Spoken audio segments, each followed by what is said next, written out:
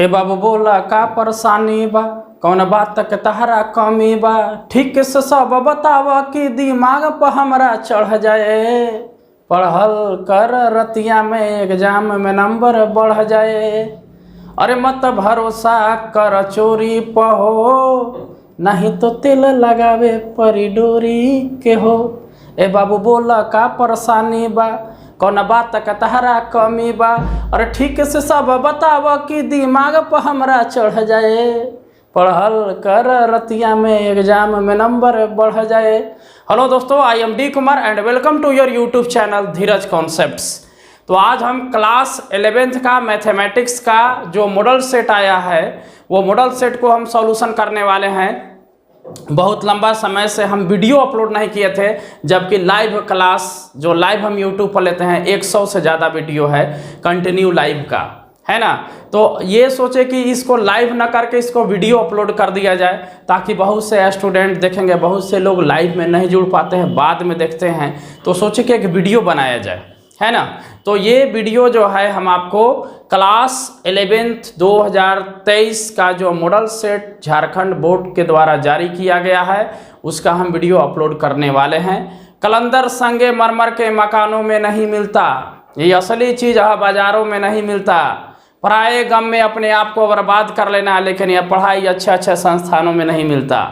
तो वही ट्रिक, वही जोश और जुनून के साथ हम क्लास 11th का मॉडल सेट को सॉल्व करने वाले हैं। तो चलिए हम एक एक करके क्वेश्चन का सॉल्यूशन करेंगे, बहुत नए अंदाजों में और आराम आराम से। तो चलिए देखते हैं हम उस क्वेश्चन को।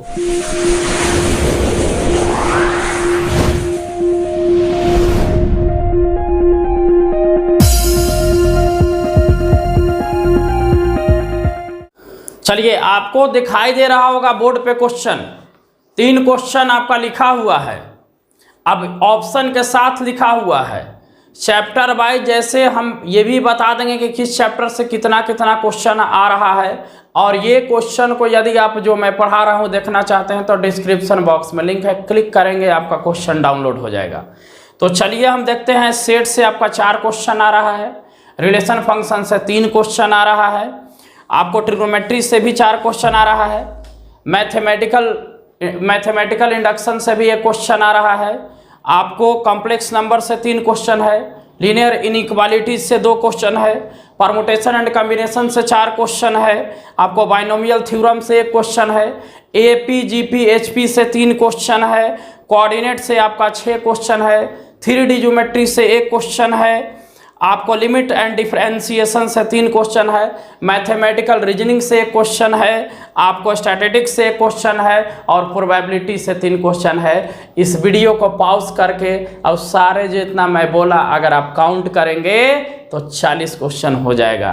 तो इंटरमीडिएट का कोई एक ऐसा चैप्टर नहीं है जिससे प्रश्न नहीं पूछा जाएगा। होल सोल चैप्टर से आपका क्वेश्चन आ रहा है और मैं सारे चैप्टर के बारे में बता दिया, और जैसे जैसे क्वेश्चन आएगा वैसे वैसे हम और क्लियर करेंगे। तो चलिए देखते हैं क्वेश्चन को। First question, which of the following is an example of null set. तो सेट का क्वेश्चन है। नल सेट हम उसको कहते हैं जिसमें कोई एलिमेंट ही नहीं होता है। तो first option, x such that x is an even prime number greater than 2। कह रहा है कि एक्स एक ऐसा नंबर को बताना है, एक ऐसा एलिमेंट है जो प्राइम नंबर है और वो भी इवन प्राइम नंबर है और 2 से बड़ा है। आपको याद होगा कि 2 से बड़ा प्राइम नंबर तो होता ही है, लेकिन एक पूरे प्राइम नंबर में यही 2 है जो इवन होता है, और उससे बड़ा कह रहा है वो भी इवन होना चाहिए, जिसको हम खोज ही नहीं सकते हैं, जिसको हम निकाल ही नहीं सकते हैं। क्लियर? तो ये हो ही नहीं सकता है, तो हमारा नल सेट बनेगा तो यही फर्स्ट ऑप्शन। तो फर्स्ट ही ऑप्शन मिल गया, तो बाकी पर अब ध्यान नहीं देना है, लेकिन बाकी पर भी विचार करते हैं। X such that x is an even prime number, तो होगा इवन प्राइम नंबर 2 हो जाएगा। अब अगर किसी सेट को लिख रहे हैं, अब अगर 2 हम लिख दिए सिंगलटन सेट, तो इस सेट हो गया, नल सेट नहीं है, यह सिंगलटन सेट है। यहाँ बोला है कि x such that x square minus 2 is equal to 0, that means x बराबर 2, एक्स स्क्वायर बराबर 2, तो एक्स बराबर प्लस माइनस अंडर रूट 2, तो रियल नंबर। सही बात है, ये रियल नंबर है ना। तो हो गया, एलिमेंट तो हमको मिला, एलिमेंट मिलना नहीं चाहिए और एलिमेंट हमको मिला है ना। आगे देखिए, आगे क्वेश्चन पर बात करते हैं। ऑप्शन पे x such that x plus 2 is equal to 5, तो x इज इक्वल टू 3, ये भी एक सेट आएगा, ये भी एक नंबर आएगा, तो सेट हो जाएगा। तो इसका राइट आंसर ए, कोई एलिमेंट ही नहीं बनेगा, नल सेट। उससे हम 2 से बड़ा हम लिख ही नहीं सकते हैं। क्लियर? चलिए आगे बढ़ते हैं। Second number, the given statement, जो दिया गया स्टेटमेंट है x such that x belongs to r, माने रियल नंबर, और 2 से 5 के बीच में है, तो is also written as inequality, है ना। इसको हम किस प्रकार से लिखेंगे? तो देख रहे हैं कि ग्रेटर लेस रहने के बाद ओपन इंटरवल होता है, तो -2 से 5 के बीच में ओपन इंटरवल, तो कौन होगा? -2 से 5 के बीच में ग्रेटर है, इक्वल नहीं है, तो ओपन इंटरवल, तो option number C. Option number C is the right answer. Let 1 2 3 4 अब एक वाव ब्रैकेट है, तो ये भी यह सेट का, सपोज मान लेते हैं कि यह सेट ए है, तो यह सेट का ये भी एक एलिमेंट है 5 6 भी एलिमेंट है। कह रहा है कि व्हिच ऑफ द स्टेटमेंट, है ना, आर इनकरेक्ट, इसमें से कौन गलत है, आपको गलत बताना है।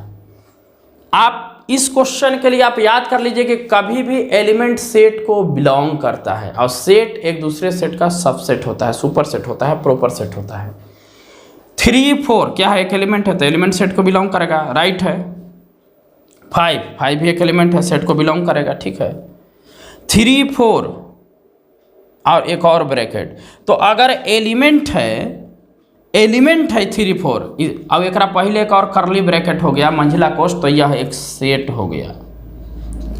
और जब ये सेट हो गया, तो सेट एक सेट को कभी बिलोंग नहीं करता है। एक सेट दूसरे सेट का सबसेट हो सकता है। जैसे देखिए 1 2 5 6, इसमें भी है 1 2 5 6, ये एक सेट है, तो एक सेट को सबसेट करेगा। सेट ए में ये सेट सबसेट करेगा, ये सबसेट होगा, क्योंकि ये सबसेट का अर्थ होता है कि सेट ए का टोटल एलिमेंट बी में हो जाए, तो सेट ए बी का सबसेट हो जाएगा, ये सबसेट है। तो हमारा जो है इनकरेक्ट स्टेटमेंट यही है, तो राइट आंसर हो जाएगा सी, राइट आंसर सी। तो हम लोगों ने 3 क्वेश्चन को देखा, आप इसको स्क्रीनशॉट लीजिए और फिर हम आगे क्वेश्चन को देखते हैं। इस तरह से हम 40 क्वेश्चन को बनवा देंगे, तो आप इसको स्क्रीनशॉट लीजिए, देखते हैं नेक्स्ट क्वेश्चन को। चलिए, सेट रिलेशन फंक्शन, कुछ सेट का क्वेश्चन है, कुछ रिलेशन का क्वेश्चन है, कुछ फंक्शन का क्वेश्चन है। इस तरह से हमारा 7 क्वेश्चन हो जाएगा। अब इसका सॉल्यूशन देखिए। Let R is the set of real number, इसका मतलब आर क्या कह रहा है? रियल नंबर को। सर रियल नंबर में क्या होता है? तो रियल नंबर रेशनल और इरेशनल का कॉम्बिनेशन होता है। And Q is the set of rational number, तो what is the R difference of Q, मतलब कि इसमें रेशनल इरेशनल है, और जरा में से माइनस हो गया क्या? रेशनल, तो बच कौन चीज आएगा? इरेशनल। 2 सेट का हम डिफरेंस निकालते हैं। मान लीजिए कि इसमें आर आई है, इसमें आर है, तो आर तो माइनस हो जाएगा, तो आई बचेगा। तो आई का मतलब क्या होगा कि सेट ऑफ इरेशनल नंबर से बचेगा, तो नेचुरल नंबर नहीं होगा, इंटीजर नहीं होगा, होल नंबर नहीं होगा, तो D option T, set of rational number. क्योंकि रेशनल नंबर डिफरेंस हो गया, रेशनल नंबर को उससे हम माइनस किए, तो बच जाएगा कुछ ही रेशनल नंबर, करेक्ट। आगे ए क्रॉस बी या कार्टेशियन प्रोडक्ट अडड पेयर के फॉर्म में लिखा हुआ है। 2 सेट का कार्टेशियन प्रोडक्ट करते हैं तो वो अडड पेयर के फॉर्म में होता है, तो हम इसको अडड पेयर के फॉर्म में लिखा हुआ है, तो बोला जा रहा है कि तो सेट ए क्या होगा? तो जो फर्स्ट एलिमेंट होगा वही सेट ए होगा। तो 2 बार रिपीटेड है, तो उसको हम एक ही बार लिखेंगे, तो क्या आएगा इसका? -1 -1 और 2 3।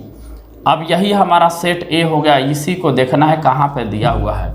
-1 1 3 3 -1, बाकी नहीं होगा। देखिए यहाँ मिस्टेक हुआ होगा, देखो क्वेश्चन में ही गलत लिखा हुआ है, यहाँ 2 होना चाहिए था, तभी ऑप्शन ए होगा, नहीं तो डाटा इनसफिशिएंट कोई भी ऑप्शन ही नहीं मिलेगा।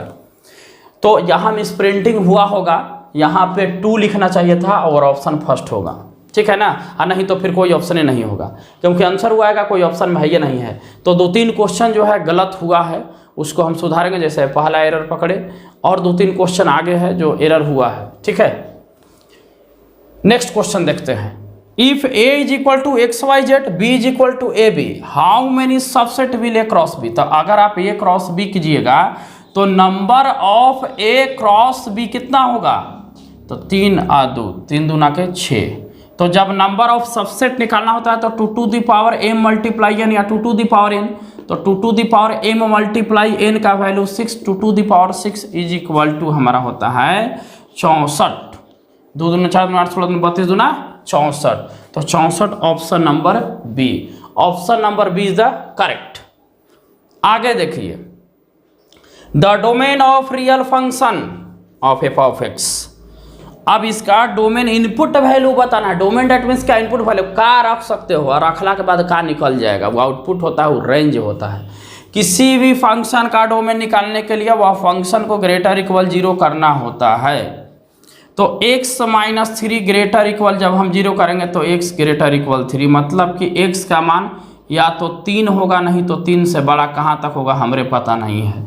तो 3 से लेकर इन्फिनिटिव तक कोई ना कोई जरूर ऑप्शन होगा, ऑप्शन नंबर सी। और यहाँ क्लोज इसलिए क्योंकि ग्रेटर इक्वल है ना, ग्रेटर इक्वल है तो क्लोज, तो 3 से लेकर इन्फिनिटिव तक option number C is the correct option. तो इस तरह से मैंने 2 टॉपिक को क्लियर किया, सेट, रिलेशन, फंक्शन। अब हम देखते हैं ट्रिग्नोमेट्री का क्वेश्चन। तो आप इसको स्क्रीनशॉट लीजिए, देखते हैं हम ट्रिग्नोमेट्री का क्वेश्चन। चलिए, ट्रिग्नोमेट्रिक और प्रिंसिपल ऑफ मैथमेटिकल इंडक्शन है ना, उससे हम, या मैथमेटिकल ऑपरेशन, उससे हम क्वेश्चन देखते हैं। The value of sine 30 cos 15 plus cos 30 sine 15।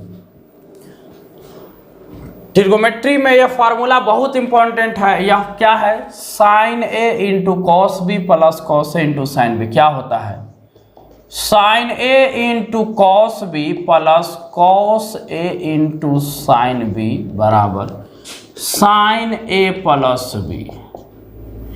Sign A into cos B plus cos A into sine B, sine A plus B. तो दोनों थीटा को जोड़ेंगे तो sine 30 degree plus 15 degree, sine 45 और 45 के 1/√2, option number D. Option number क्या हो जाएगा, D. The value of tan 90 pi plus theta, तो इसको हम लिखेंगे tan 6 पाई प्लस पाई/3, 36 18 19। और 6 पाई कहाँ होता है, यहाँ होता है, और या इवन यहाँ होता है, और यहाँ होता है। 6 पाई प्लस थीटा किस क्वाड्रेंट में गया, फर्स्ट क्वाड्रेंट में, ऑल पॉजिटिव। और इस लाइन पर वैल्यू नहीं बदलता है, तो इसका मान क्या हो जाएगा, tan पाई/3। tan पाई/3 का मतलब कि tan 60 का मान होता है √3। तो खोजिए √3, ऑप्शन नंबर फर्स्ट। पाई/3 का मतलब कि 60 डिग्री और tan 60 का value √3। The principal value of the equation cosec x minus 2 r, इनमें कौन होगा। तो अब principal value cosec x negative कहाँ होगा, दोनों में साइन cosec पॉजिटिव, तो या तो थर्ड में होगा नहीं तो 4 में होगा। चलिए ठीक है, थर्ड में नहीं तो फिर 4 में होगा। अब ये ऑप्शन से ही क्लियर कर लेंगे, ज़्यादा फोकस नहीं करना है। ऑप्शन से ही cosec पाई/6 का मान कितना होगा, तो cosec पाई/6 का मान निगेटिव नहीं हो सकता है, -2 नहीं आएगा, ये गलत हो गया। cosec 5 पाई/6 अगर दिया हुआ तो 5 पाई/6 को हम पाई माइनस पाई/6 लिखेंगे, और पाई यहाँ होता है, पाई माइनस इसमें चला गया, और इसमें हमारा cosec निगेटिव नहीं होता है। तो ये दोनों तो ऐसे ही हम काट दिए बिना बनैले। अब ये है वो बचल है 7 पाई/6, तो चेक कीजिए 7 पाई/6 को cosec 7 पाई/6, तो cosec पाई प्लस पाई/6 लिखना होगा, तब ना 7 पाई/6 आएगा। पाई प्लस पाई/6 थर्ड क्वाड्रेंट में, ये पर वैल्यू नहीं चेंज होगा, लेकिन हम क्या लिखेंगे, साइन निगेटिव cosec पाई/6। और cosec पाई/6 माने cosec 30 का मान होता है -2, तो बैलेंस किया। 11 पाई/6 की अगर बात किया जाए तो cosec x 11 पाई/6 cosec x, तो कितना लिखेंगे, 5 पाई माइनस 6 पाई माइनस पाई/6, 6 पाई/2 ठीक है। तो अब यहाँ पे एक्चुअली यहाँ पे 2 पाई लिखेंगे, यहाँ 6 लिखेंगे। 6 दूने के 12, 12 में से 1 गया 11, 2 पाई माइनस थीटा, तो 2 पाई यहाँ होता है, 2 पाई माइनस थीटा चल गया इक्वाड्रेंट में। अब इक्वाड्रेंट में हमारा कॉसेक नेगेटिव होगा तो हमको लिखना होगा minus cosec x pi by 6, इसका भी वैल्यू -2। तो राइट आंसर हमारा क्या हो जाएगा, बी क्या होगा राइट आंसर। बिना क्वेश्चन बनाए बस सेटिस्फाई करा दिया, हमारा रिजल्ट बन गया। तो अपना क्लू, अपना कॉन्सेप्ट रखना ही नहीं कि हमेशा कॉसेक एक्स -2 है तो ये खोजिए, इसके बाद याद कर लो इनमें थीटा, इनमें पाई माइनस थीटा, इसमें माइनस थीटा प्लस पाई, इसमें माइनस थीटा या 2 पाई माइनस थीटा। अब बैठाओ, है ना। तो खैर वो चीज़ हमको नहीं करना है ना। हमको डायरेक्ट जो है हम यहाँ से हम इससे सेटिस्फाई करके भी हम निकाल सकते हैं क्योंकि ट्रिग्नोमेट्री का नॉलेज है। चलिए ये क्वेश्चन कंप्लीट। अब देखिए सारा क्वेश्चन एनसीईआरटी का है। ये a wheel makes 360 revolution in 1 minute, 1 minute में 360 बार घूमता है। एक मतलब कि 60 सेकेंड में 360 बार, तो 1 सेकेंड में तो 360/60 बार 6 बार घूमेगा। और जब चक्का 1 बार घूमता है तो 2 पाई का रेडियन का एंगल बनाता है, तो जब 6 बार घूमेगा तो कितना रेडियन का एंगल बनाएगा, 12 पाई रेडियन। तो 12 पाई इज द आंसर, है ना। 12 पाई आंसर हो गया, सिंपल क्वेश्चन। अब ये मैथमेटिकली ऑपरेशन से है। फॉर एनी नेचुरल नंबर, कोई नेचुरल नंबर है तो नेचुरल नंबर अगर n belongs to capital N है तो where n is equal to 1 2 3 4 5 6 ... तो कह रहा है कि ये जो लिखा हुआ है ये किससे डिवाइजिबल है, 0 से है, 5 से है, 10 से, 11 से है। तो सपोज हम n के जगह पर नेचुरल कह रहा है तो पहले 1 पुट करेंगे, तो 10 to the power 2 multiply 1 minus 1 plus 1, 10 to the power 2 में से गया 1 प्लस 1, आके गया 11। अगर 2 रखते हैं तो 10 टू दी पावर 2 दूना का 4 में से गया 3 प्लस 1 माने 1001। ठीक है, 1001 भी हमारा 11 से डिवाइजिबल है। 11 से भाग देकर देख लो, 11 माने 99, 1 फिर 11। अब 1 लिखे हम यहाँ, घटाने के बाद 1 फिर 11।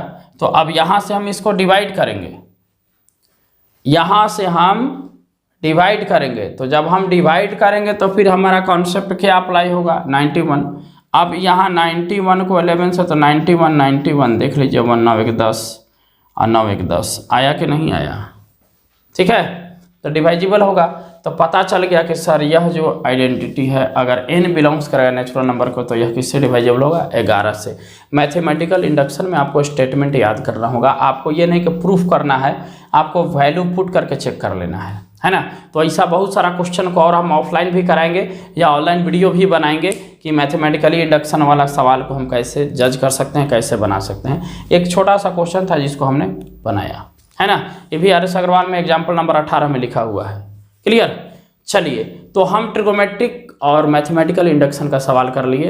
अब देखते हैं हम लोग आगे, है ना। चलिए अब कॉम्प्लेक्स नंबर और इनइक्वालिटी का क्वेश्चन देखते हैं। देखिए कॉम्प्लेक्स नंबर 1 + i 1 - i के पावर m = 1 है, तो then the least integral value of m का मान क्या होगा। ये कॉम्प्लेक्स नंबर में पढ़े होंगे कि यदि 1 + i/1 - i हो तो i होता है। ठीक है, अगर 1 - i/1 + i है तो इसका वैल्यू -i। तो जब पता है कि सर हम इसको सॉल्व करेंगे तो हमको i आएगा i के पावर m बराबर 1। तो 1 के लिए हम अगर i के फॉर्म में लिखना चाहें तो हम i के पावर 4 = 1 लिखते हैं, क्योंकि लिस्ट कम से कम 1 होने के लिए i के पावर हम कितना लिखेंगे कि 1 बनेगा। तो लिस्ट के लिए i के पावर 4 लिखेंगे तो 1 बनेगा।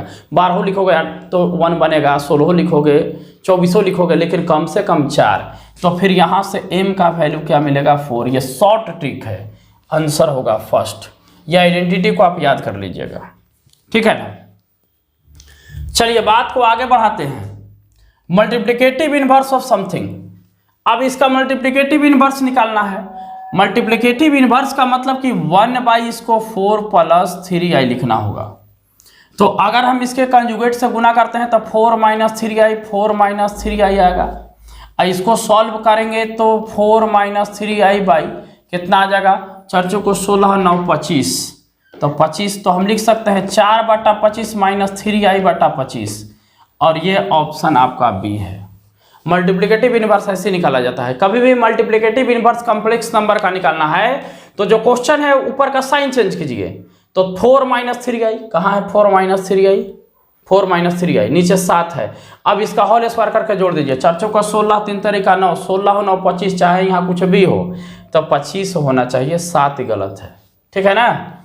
तो ये हमारा राइट आंसर हो गया है ना। साइन चेंज करके मल्टीप्लिकेटिव इनवर्स लिखा जाता है, B option. Modulus of the complex number, किसी भी कॉम्प्लेक्स नंबर का z इज इक्वल टू अगर x प्लस आई वाई या माइनस आई वाई है तो mod z is equal to √x² plus y²।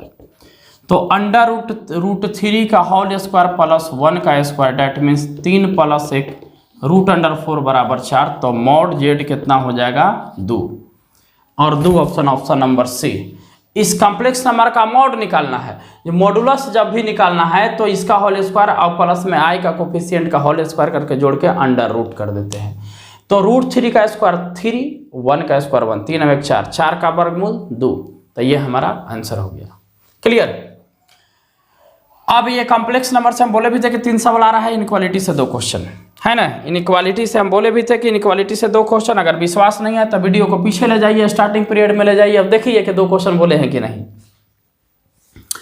Fill in the blanks. ये अब सोचने वाली बात है कि सर ये इनइक्वालिटी दिया हुआ है दोनों जगह। अभी ना कि माइनस से माइनस काट दो, 3 × 5 = 15 लिख दो आंसर। नहीं, -3x लेस देन -15 है तो दोनों तरफ माइनस का गुना जैसे ही कीजिएगा तो इनइक्वालिटी का चिन्ह बदलेगा।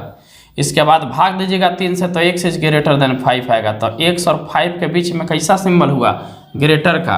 आप ग्रेटर ऑप्शन देखिए, option number D. Option number D is the right answer, ठीक है ना। ऑप्शन हमारा डी किया हो गया, राइट हो गया। चलिए अच्छा है, आगे देखते हैं।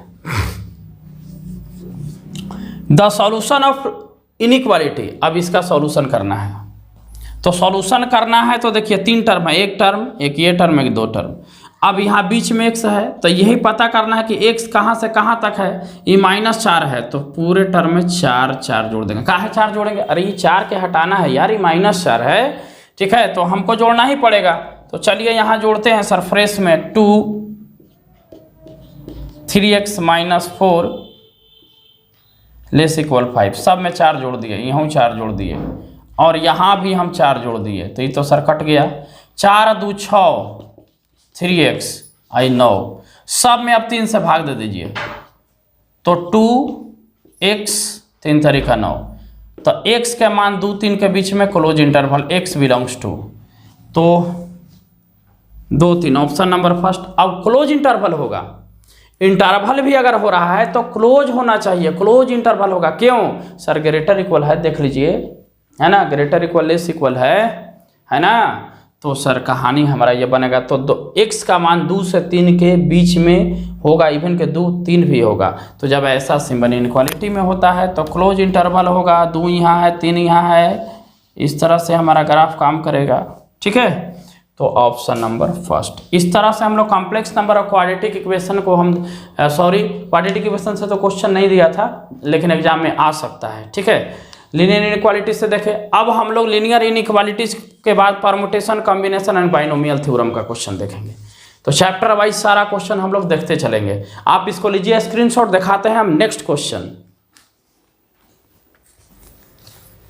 चलिए, परमुटेशन, कॉम्बिनेशन और binomial theorem. How many numbers between 100 and 1000 can be found by the digits.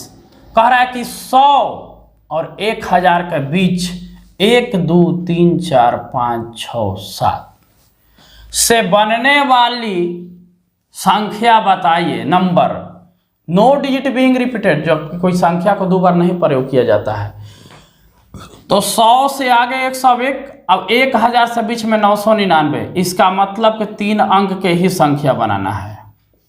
तो इकाई स्थान पर हम कोई संख्या रख सकते हैं और यह संख्या, यह अंकों की संख्या कितना है, 1 2 3 4 5 6 7। तो सातों में से कोई यहाँ रख देंगे 7 वेज। लेकिन जो नंबर यहाँ रखा गया अब यहाँ कम होगा तो यहाँ 6 वेज और यहाँ 5h। जब हम 5 गुने 6 गुने 7 करेंगे तो 210 आ जाएगा, 210 तरीकों से।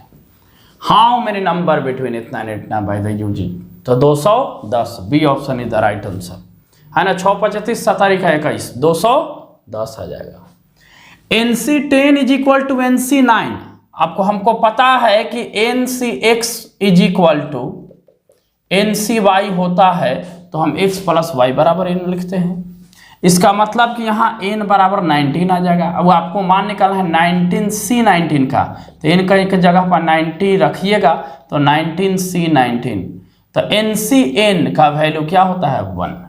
NCN का वैल्यू याद रखिए क्या होता है 1, है ना। तो यहाँ राइट आंसर क्या हो जाएगा 1, क्योंकि n का मान भी 1 आएगा। ये बाइनोमियल थ्योरम का जो है परमुटेशन कॉम्बिनेशन में कॉम्बिनेशन है, कॉम्बिनेशन चैप्टर को आप खोलिएगा तो उसमें हमारा ऑलरेडी ये फार्मूला पढ़ाया हुआ है। आइए, अ bag contains 5 black and 6 red ball. एक बैग में 5 गो ब्लैक है और 4 गो रेड है। रूल्स ऑफ द मल्टीप्लीकेशन का काम करेगा। Determine the number of ways in which 4 black and 6। तो 5 गो में से हमारा कै गो चाहिए, तो 5 गो काला में से 4 गो काला चाहिए, तो 5C4। और हमको 6 गो लाल में से कै गो चाहिए, 2 गो लाल, तो 6C2। इसका मल्टीप्लाई करा देंगे तो टोटल वेज हमको निकल जाएगा। तो इसका मान निकालिए, फैक्टोरियल 5 फैक्टोरियल 4 आई घट गया तो फैक्टोरियल 1, क्योंकि NCR बराबर factorial n factorial r n minus r का फैक्टोरियल, ये हमने पढ़ा रखा है। मल्टीप्लाई फैक्टोरियल 6 फैक्टोरियल 2 घटाएंगे तो फैक्टोरियल 4।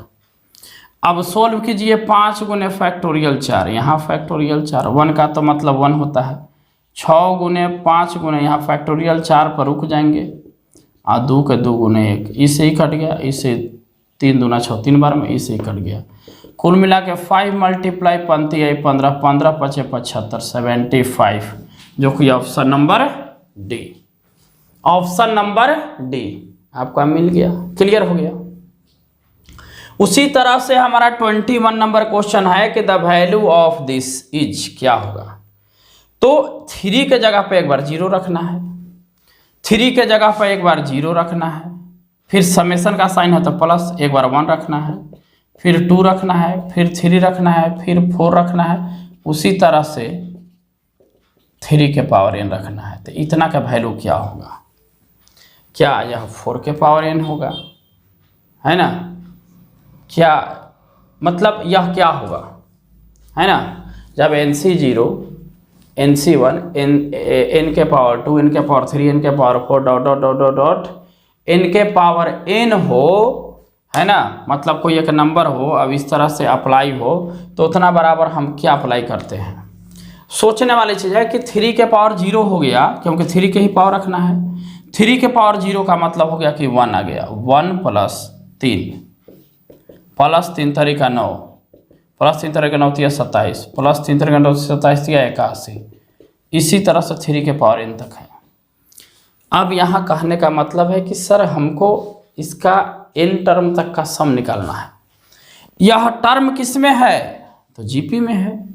1 तिया 3 3 तरीका 9 तिया 27, तो फर्स्ट टर्म 1 कॉमन रेशियो 3, जो कि हमारा r जो है 1 से बड़ा हो गया, और हमारा n टर्म तक निकालना है। तो SN बराबर पढ़ें a इंटू r, 1 से बड़ा है तो r के power n minus 1 by r minus 1, तो 1 इंटू r का मान कितना है, कॉमन रेशियो 3 के power n minus 1 by 3 minus 1 2, तो 3 के पावर n माइनस 1 बाई 2, जो कि ऐसा ऑप्शन तो कहीं है नहीं। 3 के power n minus 1 by 2 option तो है नहीं। और यह सही बात है कि यह GP में है। यह पूरा टर्म जो है n तक जाएगा, इसी तरह से आगे बढ़ते जाएगा।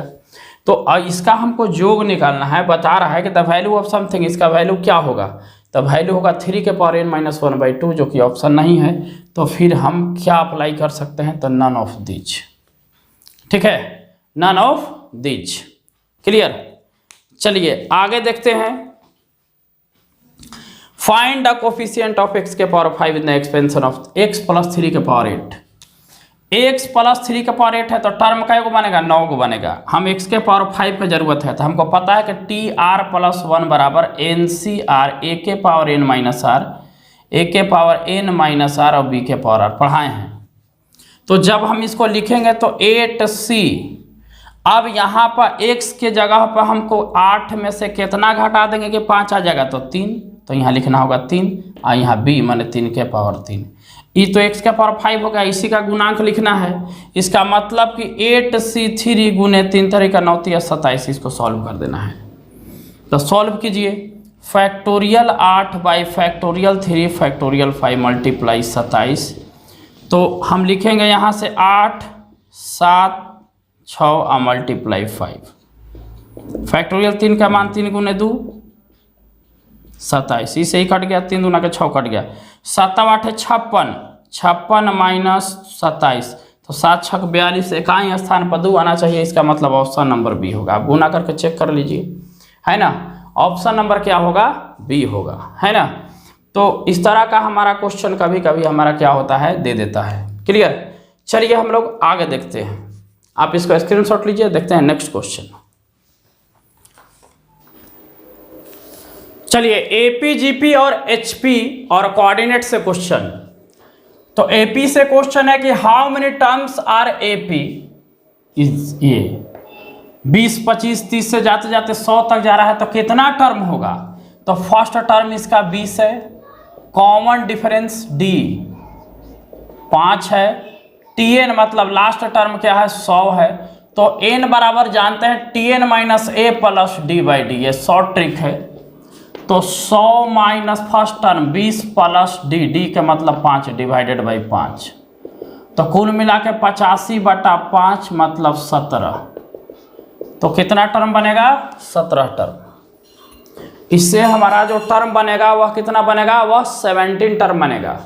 Find arithmetic mean, arithmetic mean M निकालना है, एम। तो 2 नंबर का एम निकालना होता है तो दोनों नंबर के जोड़ के 2 से भाग देते हैं, 20/2 कितना आएगा? 10।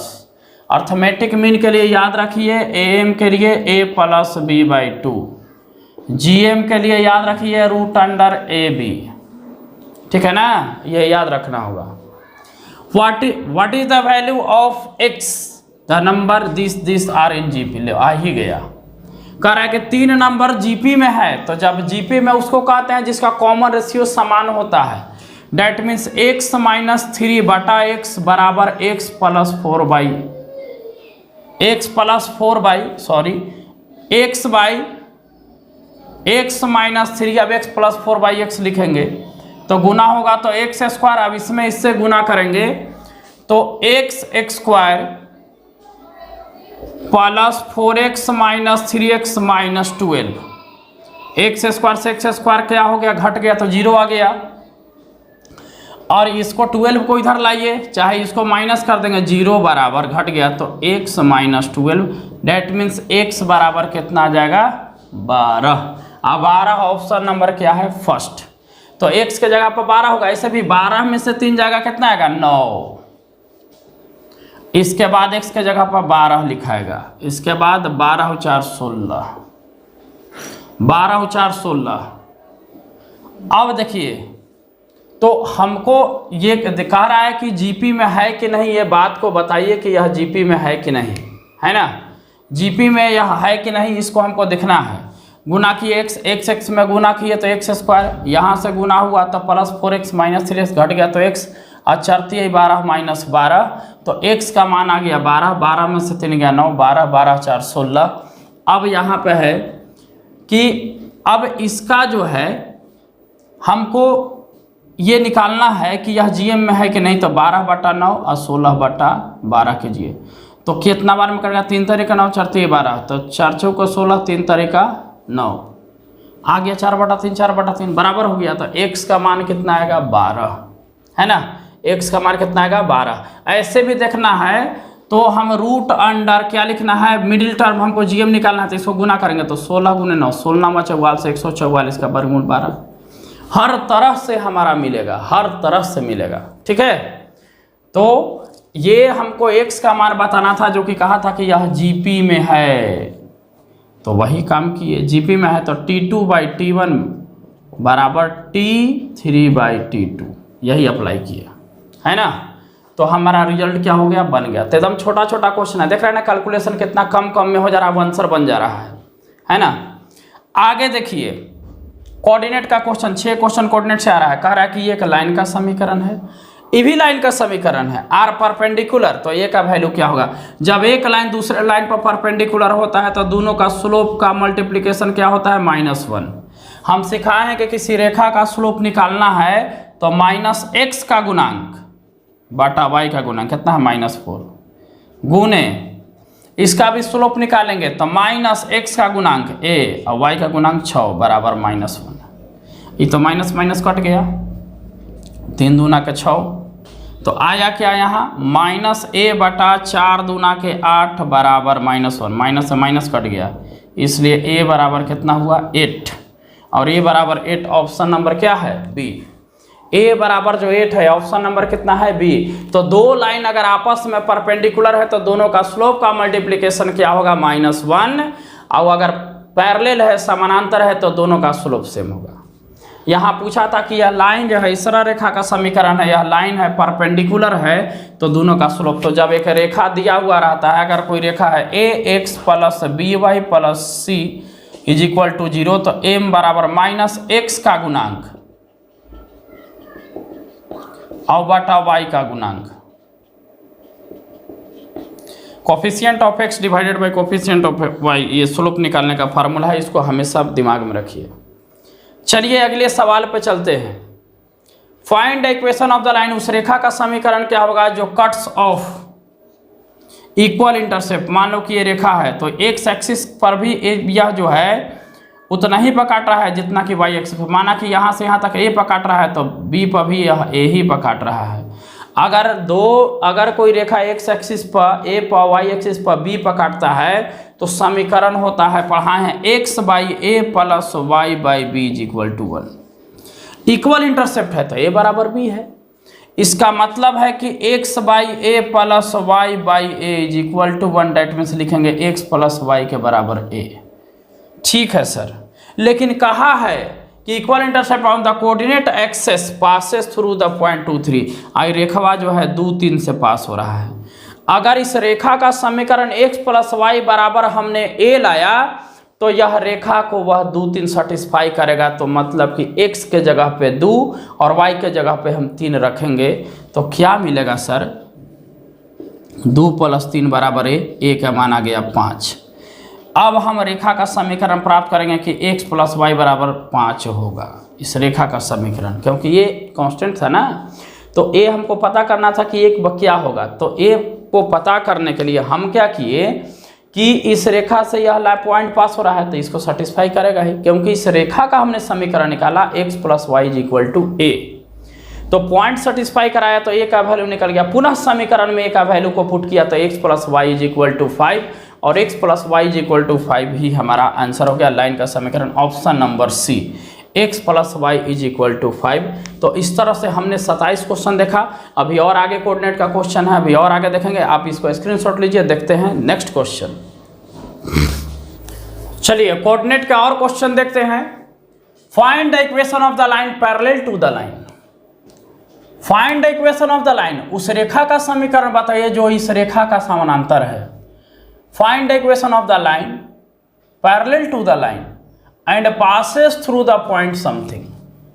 अब कहने का अर्थ है कि कोई रेखा दिया हुआ है, एक और पैरेलल रेखा का समीकरण बताइए जो यह है जो -2, 3 से पास हो रहा है, जबकि इसका समीकरण दिया हुआ है L1 का कि 3x - 4y + 2 = 0। कहने का अर्थ है कि जितना इसका स्लोप होगा उतना ही इसका स्लोप होगा। और किसी रेखा का स्लोप पता है और एक बिंदु पता है x1 y1, तो समीकरण तो निकल जाएगा। इसका स्लोप कितना होगा, स्लोप ऑफ L1 -3/-4, मतलब कि 3/4। तो रेखा का समीकरण निकालना है तो y - y1 = m × x - x1, y - y1 के जगह पर लिखाएगा 3, और यहाँ 3/4, x - x1 के जगह पर -2, तो 4 से गुना होगा तो 4y माइनस 12 और 3 इंटू एक्स प्लस 2। ध्यान दीजिए 4y minus 12 is equal to, यहाँ गुना करेंगे तो 3x प्लस 6। अब यहाँ 3x माइनस 4y आई जाएगा उधर तो plus 18 is equal to 0। 3x minus 4y या प्लस में जाएगा तो 12 6 18 इज इक्वल टू 0 और ऑप्शन नंबर होगा 3x minus 4y plus 18 is equal to 0, option number D. Option number क्या हमारा हो जाएगा? डी। नेक्स्ट क्वेश्चन जो है, find the length of perpendicular from the point. कोई एक बिंदु दिया हुआ है 3 माइनस 3, यह किसी रेखा पर परपेंडिकुलर है। Perpendicular to the line, line का समीकरण क्या है? 9x plus 3y plus 16 is equal to 0। तो हम परपेंडिकुलर डिस्टेंस d बराबर जानते हैं ax1 plus by1 plus c का mod by root under a square plus b square. तो a का मतलब यहाँ a हो गया, ये b हो गया, ये c हो गया। तो 9 में 3 से 9 या 27 और 3 तरीका -9 प्लस 16 का मॉड अंडर रूट 9 का स्क्वायर प्लस 3 का स्क्वायर। कितना आ जाएगा यहाँ? तो 9 7 16 7 6 13 और 43 2 1 3 1 4 -9 बाई 9 में 81 प्लस 9। देखिए कितना आने वाला है, इसको घटा देंगे तो 9 3 12 9 4 13 34 बाई रूट अंडर 90 81 9 90। तो हम 34 बाई 90 को लिख सकते हैं 3 रूट अंडर 10 3 तरीका 9 10 बाई 90। तो कुछ हमारा डिस्टेंस इस रूप में आएगा। जब डिस्टेंस इस रूप में आएगा तो ऑप्शन तो इस रूप में है, ऑप्शन इस रूप में है। तो हो सकता है कि इक्वेशन में ही देखो, कभी भी अगर इस तरह का क्वेश्चन दे तो ये हमारा कंप्लीटिंग स्क्वायर देता है जिससे वर्गमूल हो जाए, यहाँ वर्गमूल हो ही नहीं रहा है। तो कहीं ना कहीं इक्वेशन या फिर पॉइंट में एरर है। लेकिन हमने मेथड समझाया कि अगर क्वेश्चन ऐसा दिया कोई पॉइंट से पास हो रहा है तो फार्मूला लगा लीजिएगा, परपेंडिकुलर डिस्टेंस का लेंथ इतना यूनिट निकल जाएगा।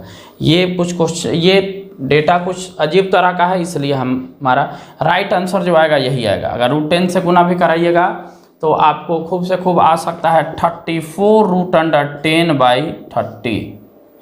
ठीक है, क्योंकि 10 बन जाएगा, 10 3 31 काट छाट कर सकते हैं थोड़ा मोड़ा, लेकिन जो चाहिए वो नहीं आएगा, है ना। तो कहीं ना कहीं इक्वेशन में कुछ एरर है। ठीक है, लेकिन मैंने मेथड को समझाने का प्रयास किया, मेथड यही होगा। चलिए नेक्स्ट क्वेश्चन देखते हैं। Standard equation of the circle, general equation of the circle. Find the centre of the circle, centre निकालना है जो कि जनरल इक्वेशन दिया हुआ है। जब X square plus Y square plus 2gx plus 2fy plus c is equal to 0 होता है तो सेंटर -g माइनस f होता है और radius under root g square plus f square minus c। तो अगर ये प्लस में है तो माइनस में होना चाहिए, माइनस में है तो प्लस में होगा।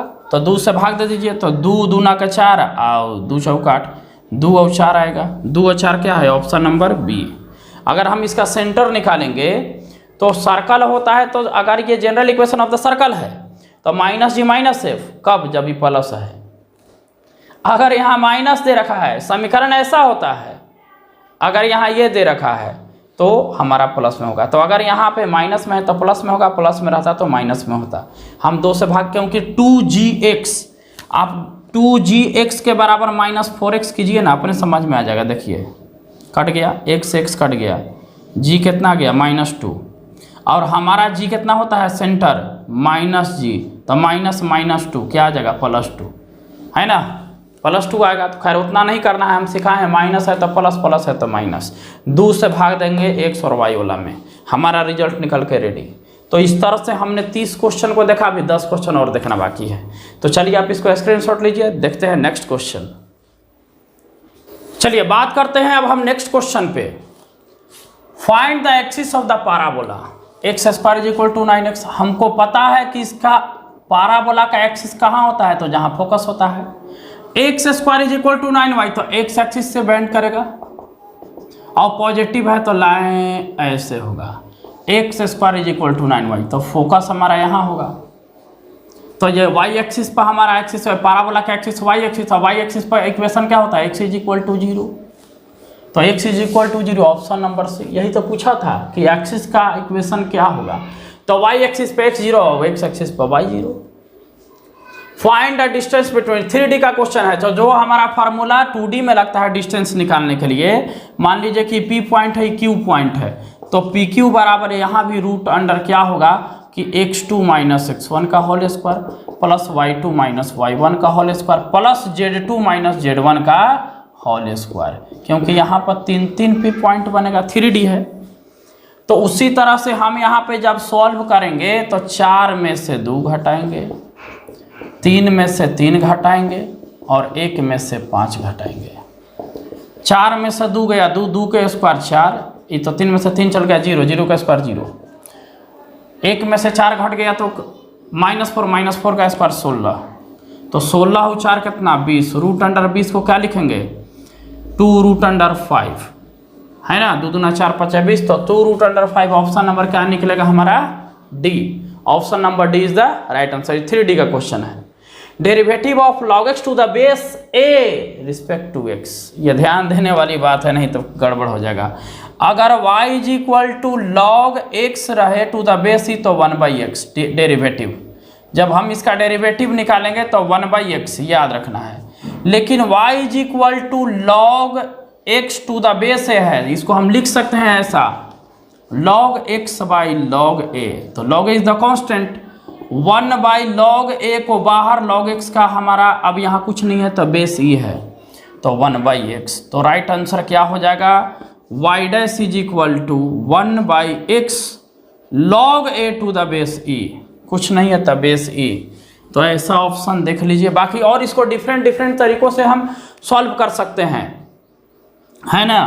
मान लीजिए कि ये है तो y बराबर हम यहाँ log x to the base e, base a है, बेस a है, तो इसको और डिफरेंट तरीका से हम सॉल्व कर सकते हैं कि हम इसको और क्या क्या लिख सकते हैं। तो log के डिफिनीशन को लगाकर भी हम इसको लिख सकते हैं कि y के पावर x = a, फिर हम डिफ्रेंशिएट बोथ साइड कर देंगे, है ना। और डिफरेंट तरीका लगा सकते हैं, लेकिन सर्टेन मेथड यही है कि आप इसको हम log a to the base a है तो log 3 टू द बेस 2 अगर ऐसा हो तो इतना बाई इतना हम लिखते हैं log में, ठीक है। दिस इज द कांस्टेंट, ये कॉमन हो जाएगा। log x का x के रिस्पेक्ट में 1/x डिफ्रेंसिएशन होता है, तो 1/x log a to the base e। Option number क्या हो जाएगा फर्स्ट, ठीक है। ऑप्शन नंबर हमारा क्या हो जाएगा फर्स्ट। क्लियर। तो क्वेश्चन को हम ऐसे अप्लाई कर देते हैं, है ना। जैसे हमको पता है कि 2 के पावर 3 = 8, अब हमको इसी को log में लिखना है तो लिखेंगे log a to the base 2 = 3। यही चीज़ लिखा हुआ है, यही चीज़ लिखा हुआ है, ठीक है। तो हम लिख देंगे कि a के पावर y बराबर x और डिफरेंशिएट बोथ साइड लगाना शुरू कीजिए, लास्ट तक आपको रिजल्ट मिलेगा ही मिलेगा, है ना। खैर उतना नहीं, बस सिंपल से भी हो जाएगा। The value of limit extends to 0 x sin 1/x = आई sin 1/x, साइन पता है ना कि -1 से 1 के बीच होता है, और जब टेंस कर रहा है x 0 की तो 0 × समथिंग क्या मिल जाएगा 0। सबसे शॉर्ट क्वेश्चन है ना। हमको पता होना चाहिए कि सबसे पहले हम क्या करते हैं, इनडिटर्मिनेट फॉर्म को चेक करते हैं, तो वैल्यू रखते हैं 0 × 1/0।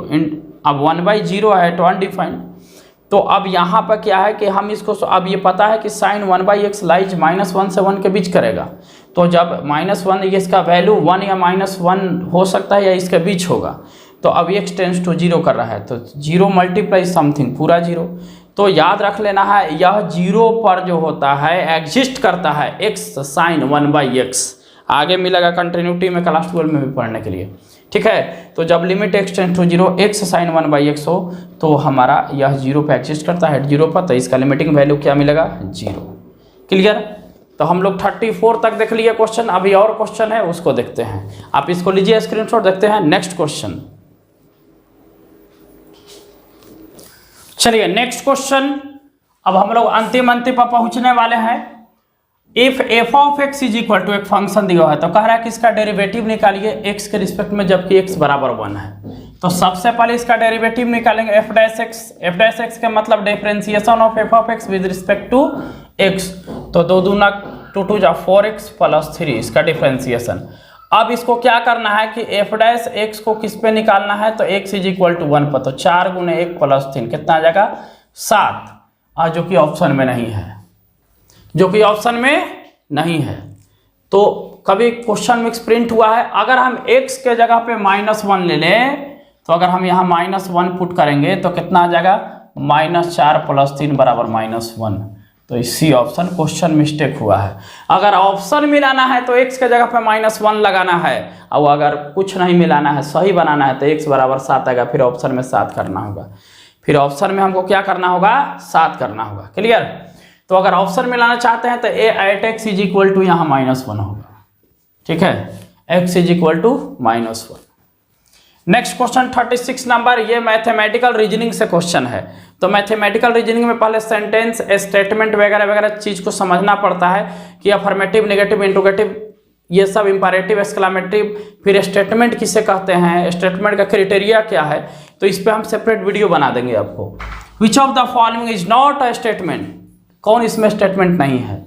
कह रहा है कि there are 35 days in a month, एक महीना में 35 दिन होता है, तो यह बात ही गलत है, ये स्टेटमेंट नहीं है, ये चीज ही रॉन्ग है, ये बात ही गलत है।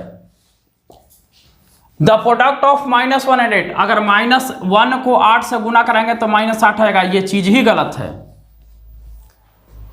All real number are complex number, ये बात ही गलत है। ऑल रियल नंबर, जितना भी रियल नंबर है, तो रियल नंबर क्या होता है, रियल नंबर होता है 1 2 3 4 5 -1 -2 √3 √4 √5, वो एक रियल नंबर, कॉम्प्लेक्स नंबर नहीं हुआ। कॉम्प्लेक्स नंबर में रियल और इमेजिनरी दोनों होना चाहिए, तो यह मैटर ही गलत है, मतलब इसको फॉल्स कहा जाए। लेकिन एक और लाइन मिला के mathematics is difficult, mathematics tough है। हम मैथ का टीचर है, हम जिंदगी में कहीं नहीं कहेंगे कि मैथमेटिक्स इज डिफिकल्ट, लेकिन अगर मान लीजिए कोई इतिहास पढ़ने वाला है, भूगोल पढ़ने वाला है, और उससे पूछा जाए कि मैथमेटिक्स इज डिफिकल्ट, कहेगा हाँ हाँ डिफिकल्ट, इसलिए वो इतिहास ले लिया। तो ये कंट्रोवर्सी मैटर है, ये स्टेटमेंट है, ये स्टेटमेंट है। और जो ये स्टेटमेंट है, और ये स्टेटमेंट ऐसा ये स्टेटमेंट लिखा गया कि कोई व्यक्ति कहेगा कि नहीं सही है, तो कोई व्यक्ति कहेगा कि नहीं गलत है। तो यहाँ पे बोला गया कि बताइए वह कौन सा स्टेटमेंट है। विच of the following not a statement, कौन स्टेटमेंट नहीं है, तो mathematics is difficult is not a statement, है ना, यह स्टेटमेंट नहीं है। क्योंकि स्टेटमेंट उसको कहते हैं कि जिसका बात सही हो जाए, बात क्या हो जाए, सही हो जाए।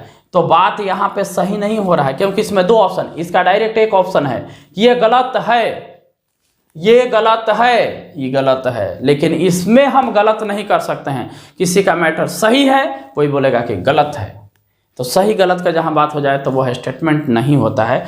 मैथमेटिक्स इज डिफिकल्ट, ये एक स्टेटमेंट नहीं है, इसका राइट आंसर होगा ये। बाकी स्टेटमेंट रॉन्ग, स्टेटमेंट कौन गलत है कौन सा नहीं है, उस पर हम बात डिस्कस करेंगे डिटेल्स में।